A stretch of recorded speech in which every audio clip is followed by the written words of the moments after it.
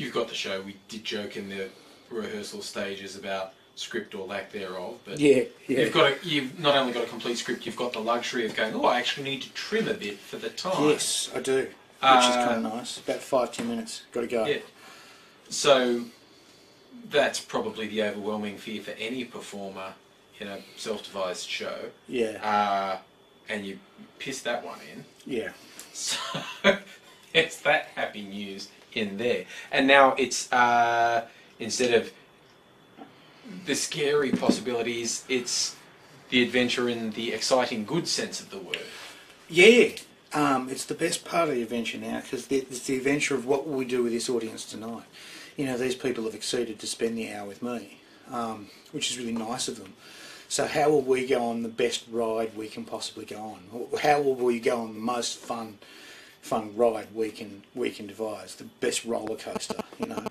It's got scary thrills and spills and really cool bits at the end, you know. How do we do that? And so that's the adventurous part now. That's the cool bit. Yeah, and you bring up taking the audience for the ride. Having seen a run through of the show, I am very intrigued to see an audience with it, because they could take it a number of ways, and you have the capability to take them in a number of different directions depending on how they're feeling. Yeah, exactly.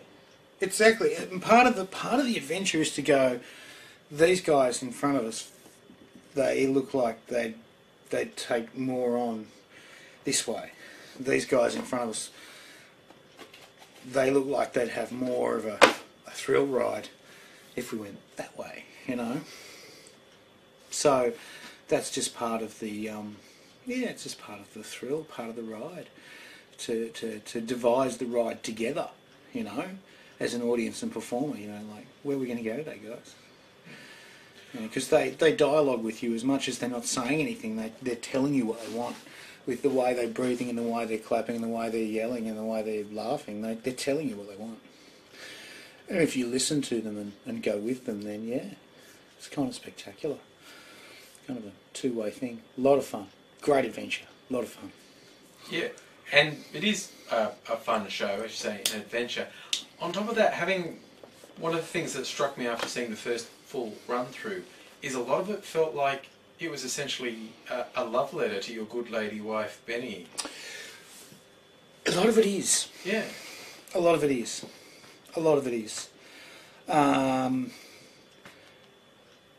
A lot of people went through a lot of pain and heartache and anguish,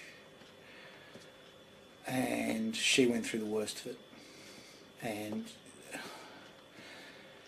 she was very strong, and out of anyone she had the most to lose, and the most to have to think about as well. You know, why do you want to stay with someone who's so damaged? What are you getting out of that? You know, and if the answer is nothing, then what makes you hang around? So yeah, a lot of the show is a love letter to the good lady wife, because of her efforts and her amazingness. And her strength that kept me going, you know. We went through some very, very dark times, and she was the one often who managed to keep the sense of humour up. She was the one who managed to keep the jokes going, you know. Whenever anything gets bad for a comic, the first thing you do is start to crack gags, because that's what we know how to do. That's all we know how to do. And then when you run out of gags, it gets serious and bad. And then someone else starts to crack the gags, and you let them take the slack.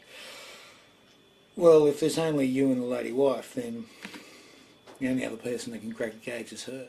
And she did it. She was strong enough to do it. So, yeah, she deserves it. She deserves it.